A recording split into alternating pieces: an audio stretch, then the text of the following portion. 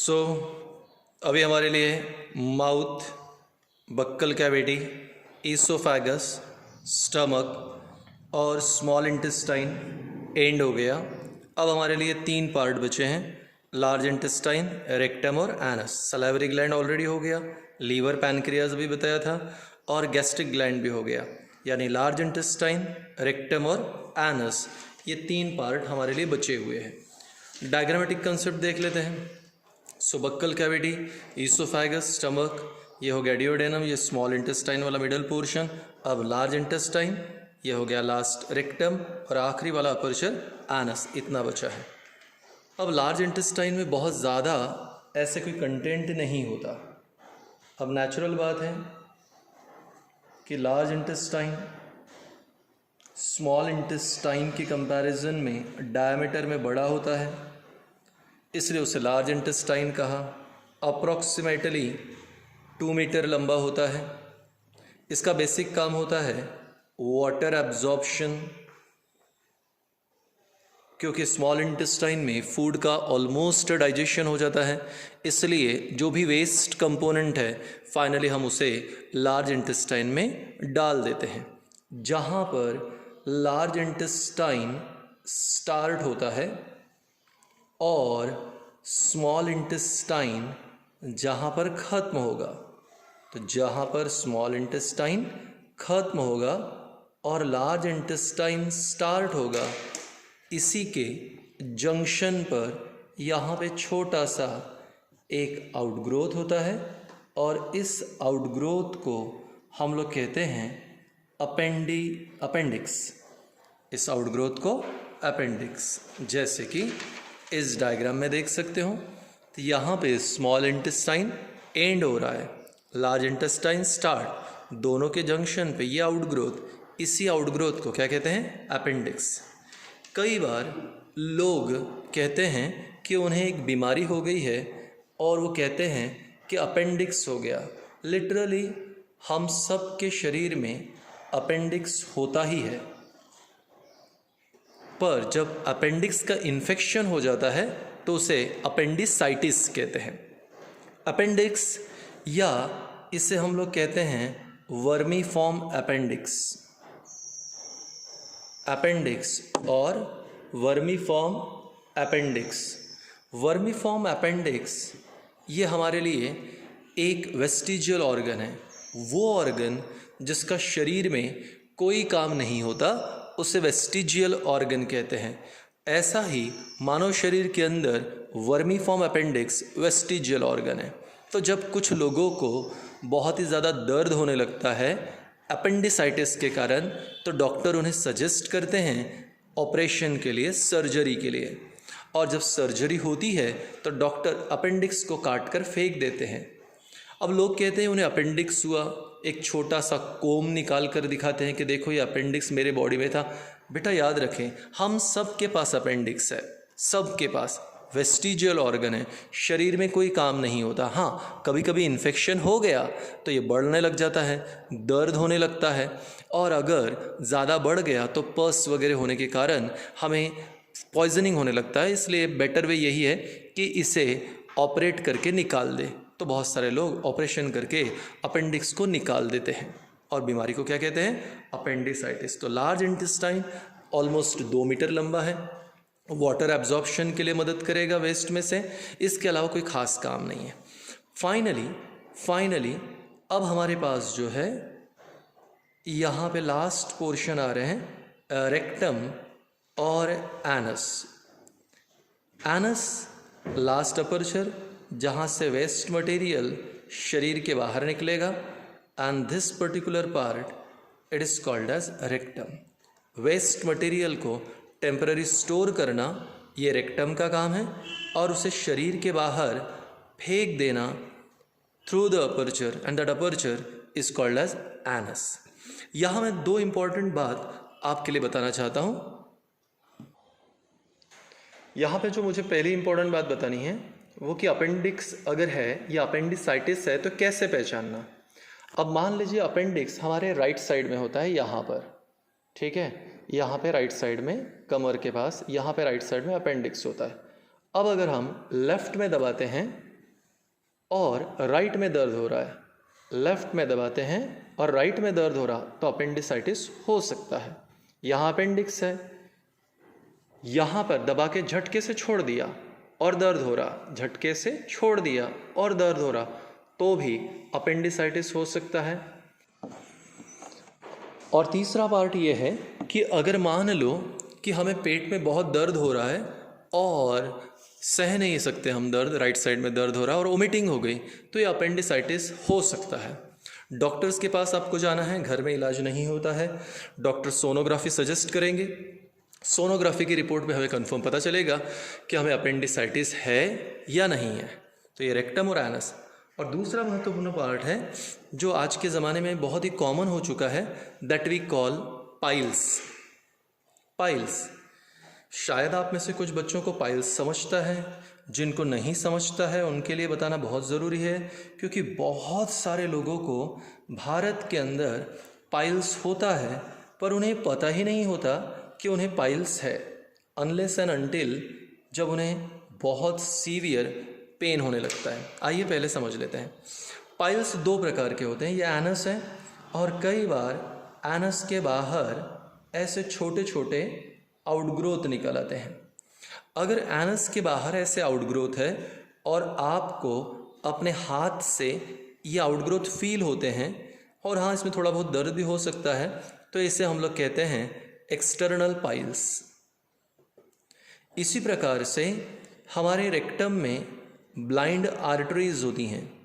Arteries है पर जो आगे एक्सटेंडेड नहीं होती, इसलिए उन्हें ब्लाइंड आर्टरीज कहा। अब ये जो ब्लाइंड आर्टरीज है यहाँ अंदर है, यहाँ से वेस्ट मटेरियल पास होगा। कई बार कॉन्स्टिपेशन होता है। कॉन्स्टिपेशन का मतलब होता है hardening of faecal material. Faecal material यानी वेस्ट मटेरियल, और वेस्ट मटेरियल अगर हार्ड है तो कई बार ये हार्ड वेस्ट मटेरियल जब रेक्टम से पास होता है तो कोई ना कोई आर्टरी को ब्रेक कर देगा, और अगर आर्टरी ब्रेक हो गई तो ब्लीडिंग होगा, बहुत भयंकर तरीके से पेन होगा, ब्लीडिंग होगा। पेशेंट कहेगा डॉक्टर को कि जब भी मैं डिफिकेशन के लिए जाता हूँ, जब भी मैं बाथरूम जाता हूँ वेस्ट रिलीज़ करने के लिए, तो मुझे ब्लीडिंग होता है। डॉक्टर चेक करेंगे तो पता चला कि आपको पाइल्स है, पर ये अंदर है, इसलिए इसे इंटरनल पाइल्स कहते हैं। कई बार प्रेशर इतना एक्सर्ट होता है कि ये पाइल्स जो कि आर्टरी है अंदर से भी ऐसे बाहर निकल सकती हैं, है तो इंटरनल पर अभी वो एनस से भी बाहर निकल सकती हैं। तो इस प्रकार से भी होता है। ऑपरेशन के बजाय यहाँ पे आयुर्वेदिक ट्रीटमेंट ज़्यादा बेटर है, पर डॉक्टर आपको ज़्यादा बेटर सजेशन देंगे रादर देन मी। तो इस प्रकार के पाइल्स इंटरनल बाहर वाले हैं, तो उसे एक्सटर्नल पाइल्स। इस प्रकार हमारा पहला टॉपिक कंप्लीट हुआ, डाइजेस्टिव सिस्टम। तो डाइजेस्टिव सिस्टम में यहाँ से लेके यहाँ तक alimentary canal, mouth, buccal cavity, oesophagus, stomach, duodenum, small intestine, large intestine, rectum और एनस। ग्लैंड्स में 4 प्रकार के ग्लैंड, मुंह में सलाइवरी ग्लैंड, बाद में देखा सबसे बड़ा लीवर, लीफ लाइक पैनक्रियाज, और स्टमक के अंदर गैस्ट्रिक ग्लैंड। कोई भी टॉपिक अगर आपको इन केस थोड़ा टफ गया तो वीडियो जो है दोबारा से देखें ताकि आपको इजीली समझ जाए। इन केस फिर भी प्रॉब्लम्स आ रही हैं तो एक बार जैसे हमारी क्लास शुरू हो जाएगी तो वहाँ पे हम ज़रूर देखेंगे। तो इस प्रकार हमने हमारा पहला पूरा टॉपिक कंप्लीट कर दिया, that we call digestive system. Now the next topic,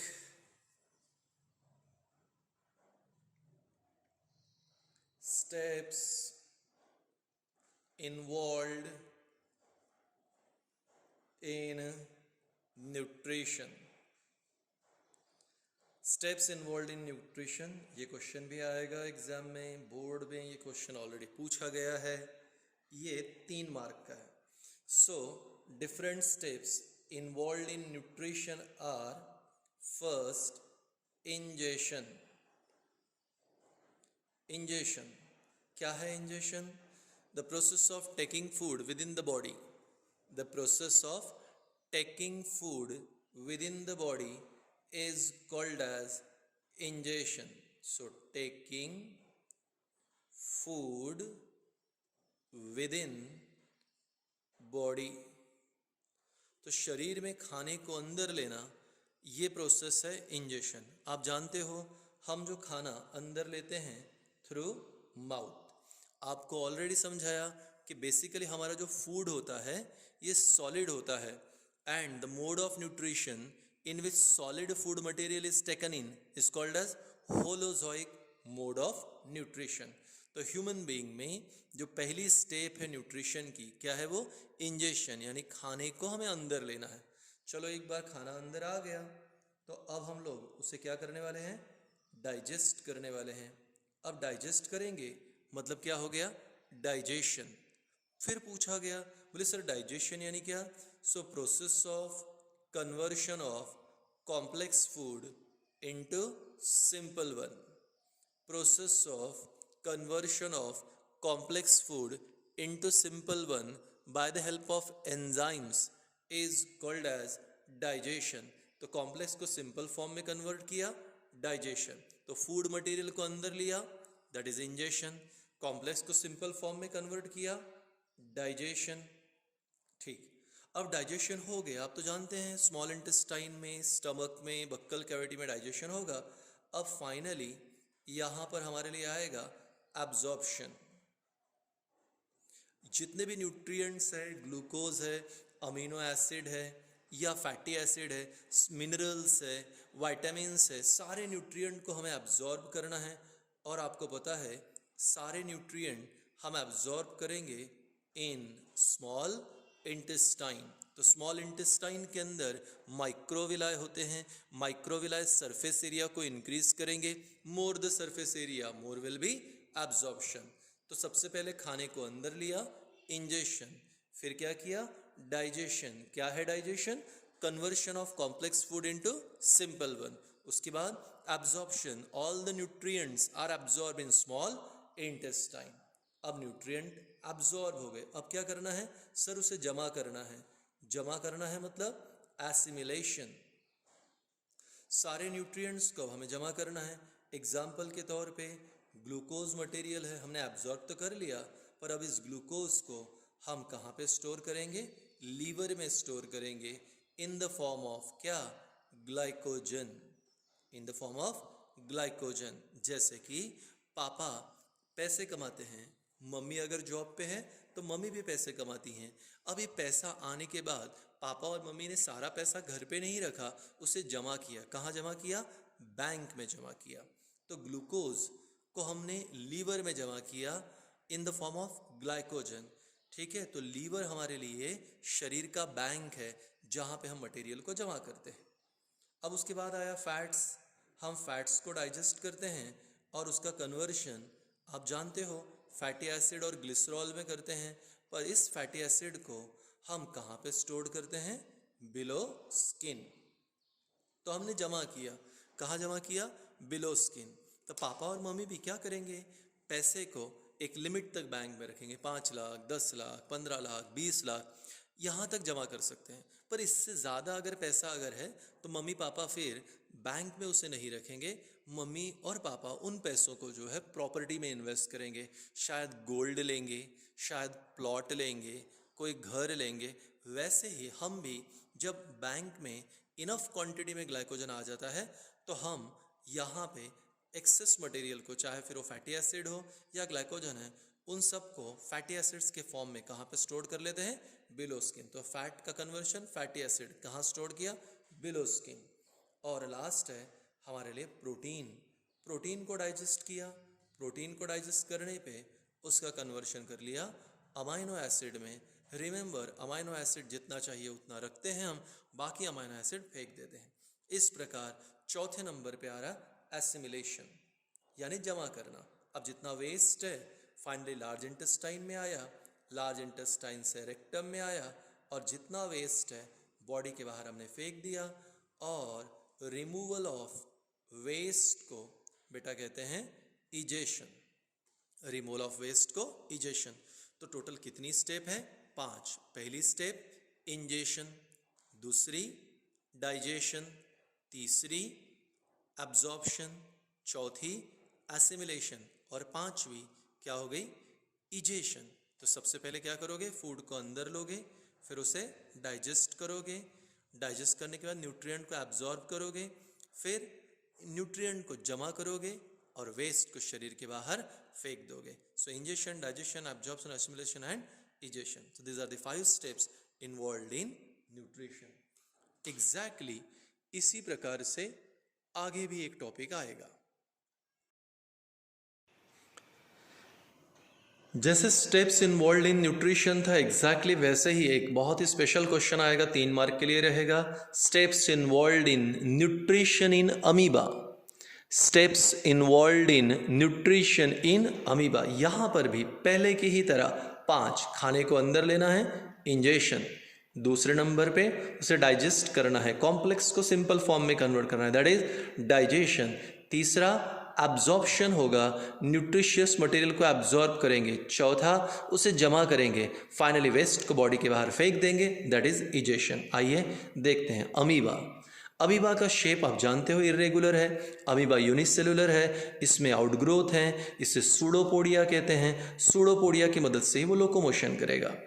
amoeba की जो बाहर की बाउंड्री होती हैं, प्लाज्मा मेम्ब्रेन, वो उसे हेल्प करती हैं सेंस के लिए कि बाहर कोई फूड पार्टिकल है. तो ये हमारे लिए यहाँ पर फूड पार्टिकल प्रेजेंट है. तो अमीबा को पता चल गया कि बाहर फूड है और उसे वो अंदर लेना है. फूड को अंदर लेने के लिए अमीबा स्विम करता है towards the food particle, and when it reaches the food particle it start pseudopodia to encircle that material. तो ये यहाँ पर मेरे पास फूड पार्टिकल है और ये मेरे 2 साइड के हाथ, ये हमारे लिए सूडोपोडिया है. धीरे धीरे सूडोपोडिया आगे बढ़ते जाएंगे और इस तरह से उसे कवर अप कर लेंगे. तो ये फिगर में यहाँ पे सूडोपोडिया उसे पूरी तरह कवर अप कर रहा है. जहाँ पर पॉइंट ऑफ कांटेक्ट है वो पॉइंट ऑफ कांटेक्ट डिसॉल्व हो जाएगा और ये जो फूड मटेरियल है वो अंदर आ जाएगा. जब फूड पार्टिकल अंदर आ गया तो अमीबा एक वैक्यूल बना लेगा, उसे कहते हैं फूड वैक्यूल. अगर कोई चीज़ आपको नहीं दिखती है तो आप उसे जूम करके अपने मोबाइल में देख सकते हो. तो अब यहाँ पे फूड पार्टिकल को अमीबा ने अंदर लिया, फूड को अंदर लेना, व्हाट इज दैट, इंजेशन. अब नेचुरल इंजेक्शन हो गया. अब अमीबा इस फूड मटेरियल को डाइजेस्ट करेगा. अमीबा के अंदर, यूनिसेलुलर अमीबा के अंदर साइटोप्लाज्म में एंजाइम्स हैं जो कि इंट्रा सेल्यूलर डाइजेशन में मदद करेंगे. आपने सोचा होगा कि ये वर्ड हमने पहले सीखा है, ऑफ कोर्स 9th स्टैंडर्ड में लाइजोजोम में सीखा है. लाइजोजोम इंट्रा सेल्यूलर डाइजेशन के लिए मदद करता है. तो यहाँ पे ये इंट्रा सेल्यूलर डाइजेशन करेगा. अब फूड मटेरियल को डाइजेस्ट किया और इस तरह से यहाँ पे अमीबा में तैयार हो गया वेस्ट मटेरियल. तो फूड मटेरियल डाइजेस्ट हो गया. फूड मटेरियल डाइजेस्ट होने के बाद ये बच गया वेस्ट. अब क्या होगा, तो सर डाइजेशन तो हो गया, कॉम्प्लेक्स का कन्वर्शन सिंपल फॉर्म में हो गया. तो जितने भी न्यूट्रिएंट थे, तीसरी और चौथी स्टेप एक साथ आएगी. जितने भी न्यूट्रिएंट्स थे उनका एब्जॉर्प्शन और एसिमिलेशन होगा. अब एब्जॉर्प्शन के लिए ऑर्गन तो है ही नहीं. वाई? क्योंकि ये सिंगल सेल्यूलर है. एसिमिलेशन के लिए भी ऑर्गन नहीं है. क्यों? क्योंकि सिंगल सेल्यूलर है. तो जितने भी न्यूट्रिएंट थे, सारे न्यूट्रिएंट को साइटोप्लाज्म में ही एब्जॉर्ब करते हैं और पूरे साइटोप्लाज्म में उसे डिस्ट्रीब्यूट करते हैं, पूरे साइटोप्लाज्म में जमा करते हैं. इसलिए 3rd और 4th स्टेप एक साथ आया, एब्जॉर्प्शन एंड एसिमिलेशन. तो फूड मटेरियल को अंदर लिया. अंदर लेने के लिए आप इसके लिए वर्ड यूज कर सकते हैं फैगोसाइटोसिस. फैगोसाइटोसिस. अब किसी ने अगर बोला कि सर मैं इसे एंडोसाइटोसिस कहूँगा तो भी करेक्ट है. एंडोसाइटोसिस भी करेक्ट है, फैगोसाइटोसिस भी करेक्ट है. तो फूड मटेरियल अंदर आया, इंजेशन, फैगोसाइटोसिस. फिर कॉम्प्लेक्स का सिंपल में कन्वर्शन किया, डाइजेशन. इंपॉर्टेंट न्यूट्रिएंट को एब्जॉर्ब और एसिमिलेट किया, जमा किया साइटोप्लाज्म में, तो एब्जॉर्प्शन एंड एसिमिलेशन. और अब जितना वेस्ट मटेरियल है सेल के बाहर फेंक देंगे and removal of waste is egestion. और इजेशन जो होता है बाय एक्सोसाइटोसिस. तो सेल के बाहर चीज़ों को फेंक देना, एक्सोसाइटोसिस. सेल के अंदर चीज़ें ले लेना, एंडोसाइटोसिस. तो फूड अंदर आया, एंडोसाइटोसिस. वेस्ट बाहर चला गया, एक्सोसाइटोसिस. तो इस प्रकार यहाँ पर ये 3 मार्क के लिए क्वेश्चन आएगा आपके लिए. Explain nutrition in amoeba.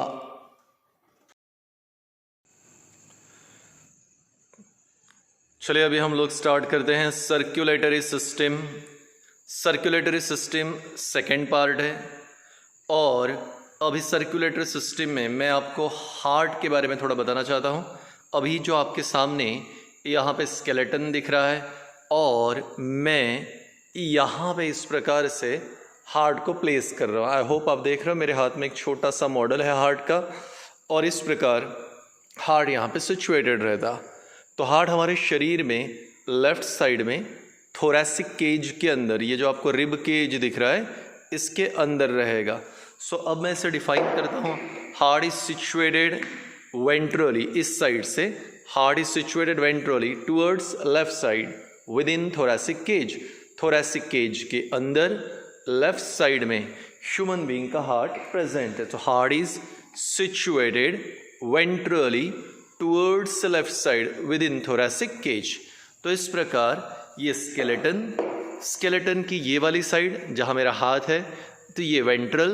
अब मैं हाथ को पीछे लेके जाता हूँ, दिस इज डोर्सल।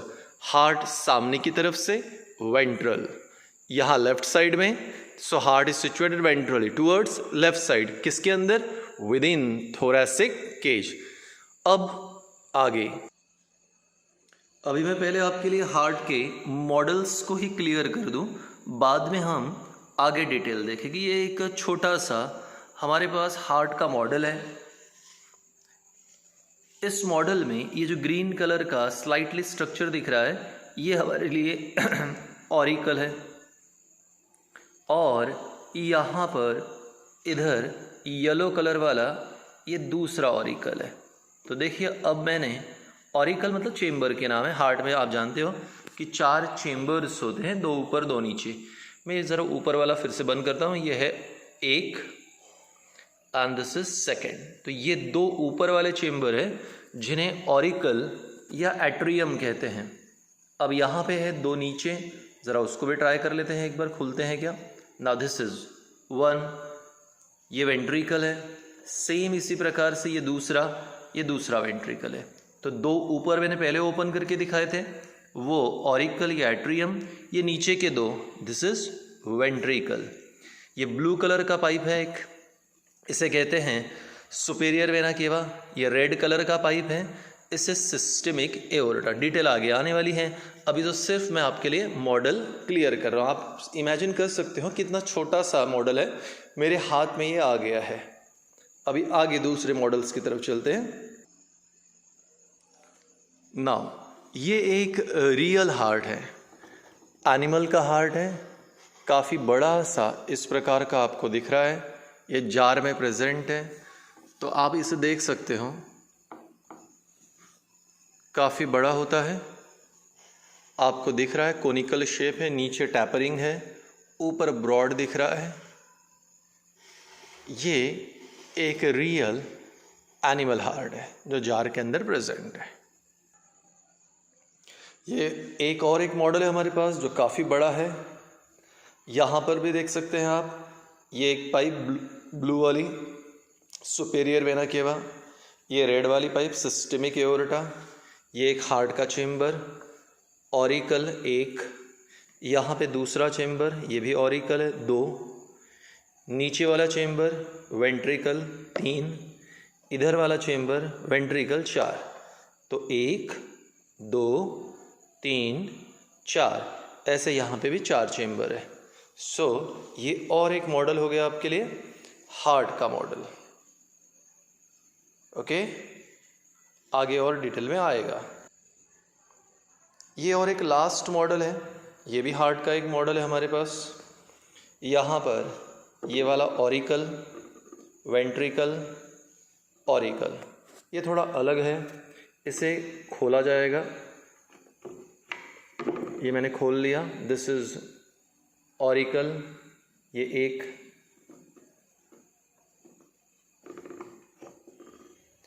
अब यहाँ पे ज़रा नीचे मैं खोल लेता हूँ।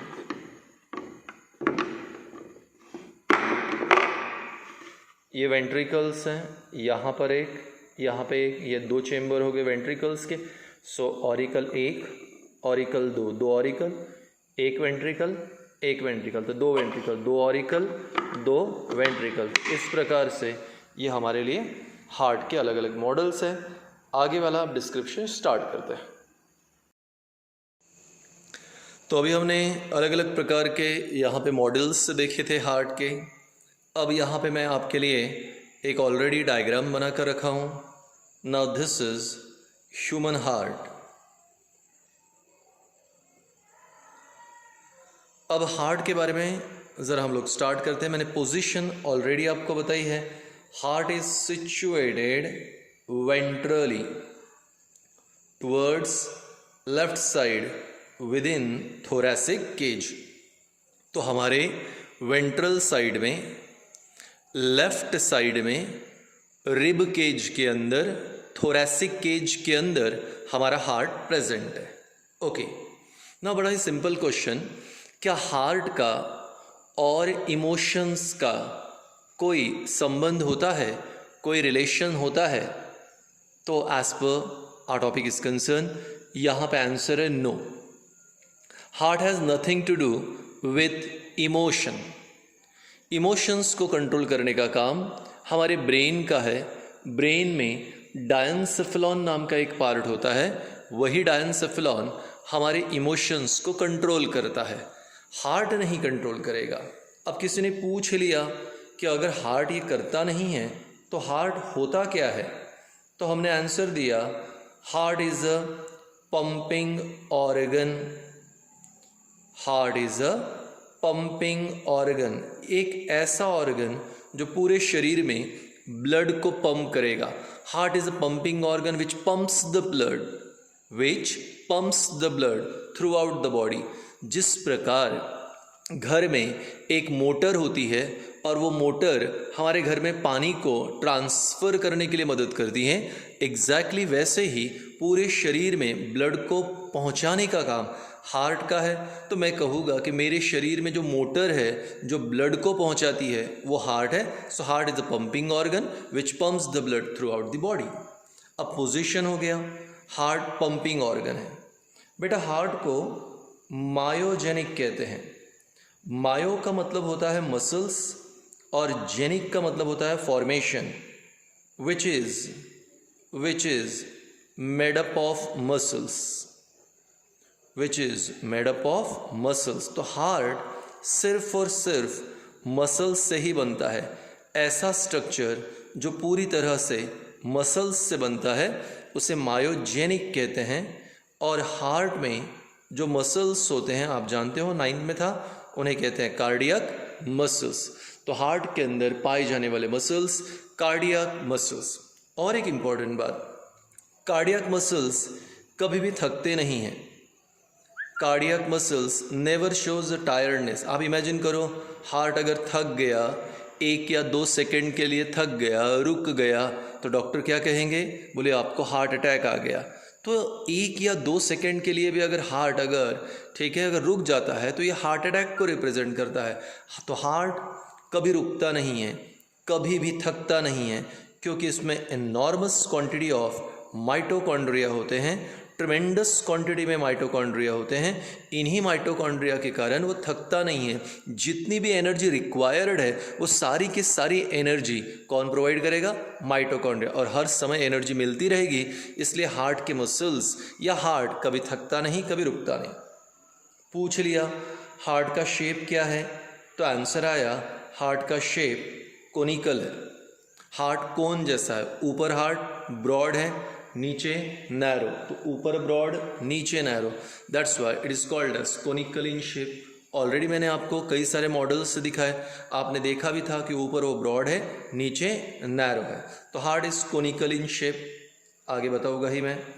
अब यहाँ पे हार्ट, यहाँ पर एक इम्पॉर्टेंट बात कि हार्ट जो है मेल और फीमेल में साइज़ में थोड़ा सा अलग है।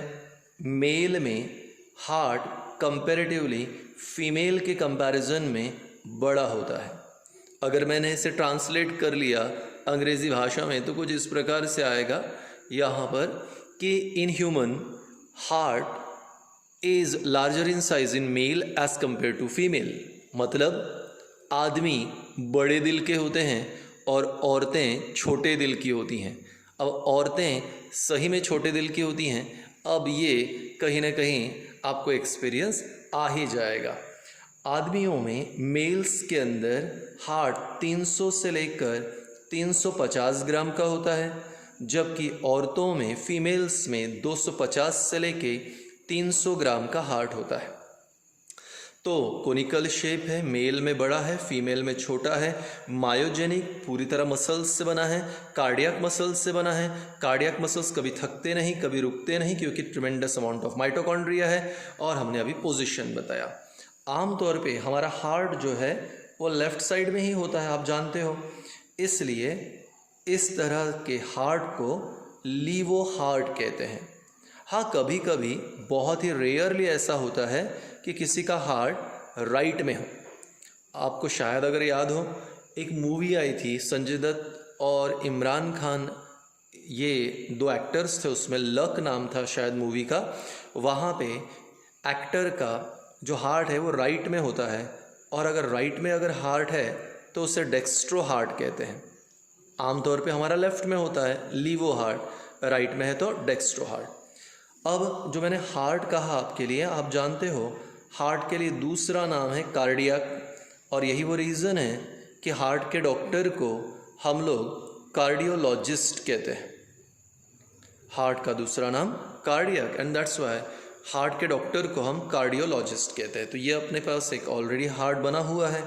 अब ये नीचे वाले चेम्बर्स जो होते हैं ना बेटा, इन्हें वेंट्रिकल्स कहते हैं। मैं आपके लिए लेबलिंग कर रहा हूँ। यहाँ पे ये ऑरिकल्स हैं।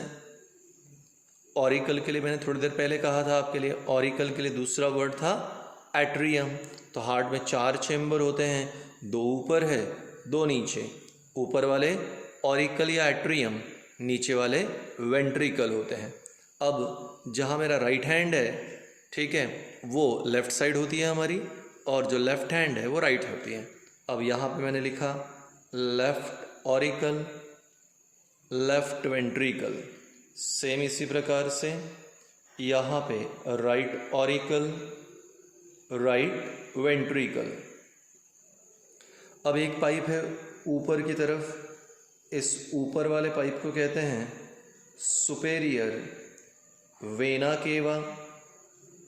सेम इसी प्रकार से जो नीचे पाइप है हार्ट के, इसे कहते हैं इन्फेरियर वेना केवा। ये बड़ा सा पाइप जो दिख रहा है, इसका नाम है सिस्टेमिक एओर्टा या सिस्टेमिक आर्टरी, और ये है पल्मोनरी आर्टरी। तो ये सिर्फ यहाँ पे एक्सटर्नल स्ट्रक्चर। अभी एक पॉइंट बाकी है। यहाँ पे हार्ट की पोजीशन तो बताई थी कि heart is situated ventrally towards left side within thoracic cage. तो किसी ने जोर से ऐसा चेस्ट पे मार दिया तो डायरेक्टली हार्ट रुक नहीं जाता। क्यों नहीं रुकता? क्योंकि हमारा जो भी यहाँ पे जर्क है वो रिब केज सह लेता है, सारा जर्क रिब के ऊपर लगता है। अब जो हार्ट है उसके बाहर एक प्रोटेक्टिव कवरिंग होती है। हार्ट के बाहर पाए जाने वाले कवरिंग को कहते हैं pericardium. So externally heart is covered और protected by means of covering called as pericardium. अब हार्ट की जो पेरिकार्डियम है ये 2 भाग में डिवाइडेड है, आउटर और इनर। पेरिकार्डियम 2 भाग में डिवाइडेड है, आउटर इनर। आउटर जो पेरिकार्डियम होती हैं उसे कहते हैं पैराइटल पेरिकार्डियम, और जो इनर होती हैं उसे कहते हैं visceral pericardium. So externally heart is covered by means of a protective layer. What is that layer? Pericardium. Pericardium कितने भाग में डिवाइडेड है? 2, आउटर इनर। आउटर को कहा पैराइटल पेरिकार्डियम, इनर को कहा विसरल पेरिकार्डियम। अब ये दोनों पेरिकार्डियम यानी आउटर और इनर दोनों के बीच में एक गैप होती है, एक स्पेस होती है। इस गैप को, इस स्पेस को कहते हैं पेरिकार्डियल स्पेस, और ये पेरिकार्डियल स्पेस में एक लिक्विड भरा होता है। इस लिक्विड को कहते हैं pericardial fluid. Pericardial fluid. So pericardial space में pericardial fluid, and this pericardial fluid prevents the heart from mechanical shock और जर्क। तो जब हम चलते हैं, दौड़ते हैं, कूदते हैं या गिर गए तो हमारे हार्ट को झटका तो लगता है पर वो फील नहीं होता, उससे कोई प्रॉब्लम नहीं होती। जितने भी शॉक है वो सारे शॉक को एब्जॉर्ब करने का काम किसका है? Pericardial fluid. So externally heart is covered by a layer called pericardium. Pericardium is divided into two, outer and inner. Outer one, parietal pericardium. Inner one, visceral pericardium. In between two, there lies a space called as pericardial space, filled by liquid called pericardial fluid. Pericardial fluid heart को mechanical shock या jerk से बचाएगा. तो heart, ठीक है, उसका position बताया, ventrally left side within thoracic cage. Heart को डिफाइन किया, heart is a pumping organ which pumps the blood throughout the body. Heart is myogenic यानी completely made up of muscles. ठीक है, कौन से muscle? Cardiac muscle. इसीलिए heart का दूसरा नाम कार्डियक, और हार्ट के डॉक्टर को कार्डियोलॉजिस्ट. हार्ट का शेप कोनिकल, मेल में बड़ा, फीमेल में छोटा. मेल में 300 से लेकर 350 ग्राम, फीमेल में 250 से लेकर 300 ग्राम. यूजुअली हमारा हार्ट लेफ्ट में है, लीवो हार्ट, पर रेयरली अगर वो राइट में है तो उसे डेक्स्ट्रो हार्ट कहते हैं.